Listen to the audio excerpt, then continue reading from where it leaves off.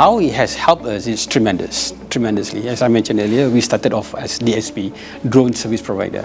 But very quickly we realized it's not about drone services, it's really about the data. And when it comes to data, of course, initially we started with having a large pool of engineers and technicians that massage all of those data.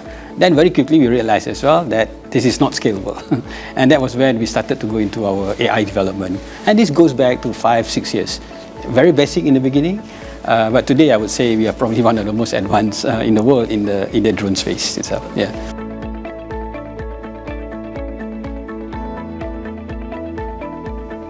I think the main thing is to stay agile and hungry. You know, even in our journey, we've had multiple challenges throughout our journey.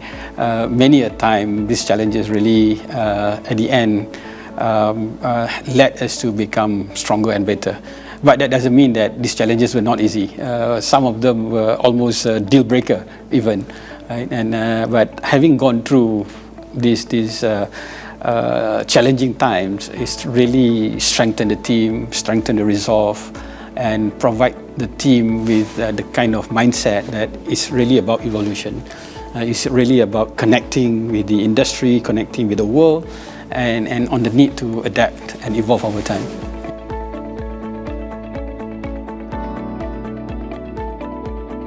Yeah, it did not, to be honest, it did not start as a strategy.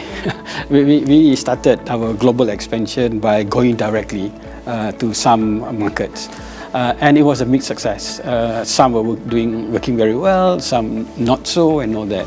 So after about a year of doing this, then we started to think maybe the best way for us is to go into strategic collaboration. So we started small. We started with two acquisitions, M&A, one in Australia and one in Middle East. So our thesis is really to look for local champion, local contents, because what we have built internally at Aerodyne is really the data technology.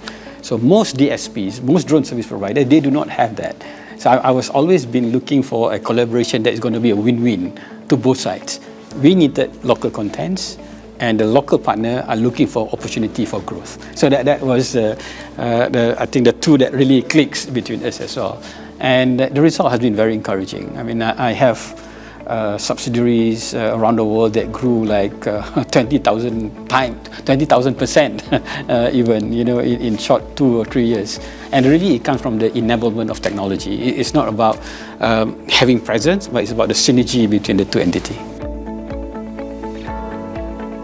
So this is pretty much a new philosophy.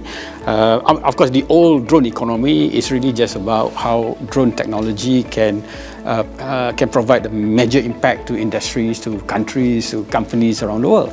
But there's a new evolution, or dare I say even a revolution happening right now, and it's called the low altitude economy. Low altitude economy plus parallel intelligence.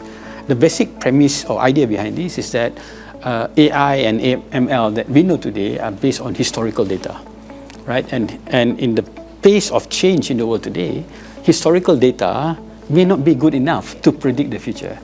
So the change here is that around the world, primarily it comes out of certain region around the world, the thinking is that we need to use new paradigm to think about the future. And that's actually where man and machine, in this case drone, where we are partner in this journey. So in other words, it's really about predicting the future by continuous iteration of evolution. So we're no longer looking backwards, but we look forward into the future. And this is called parallel intelligence.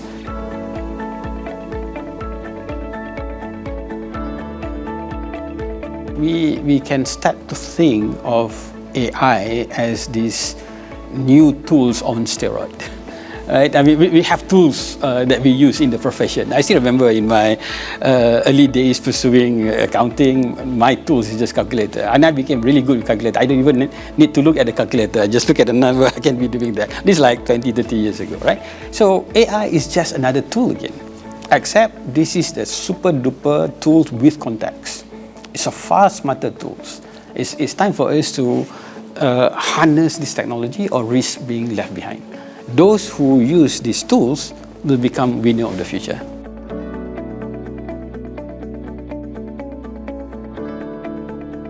So do we still hire accountant? Of course.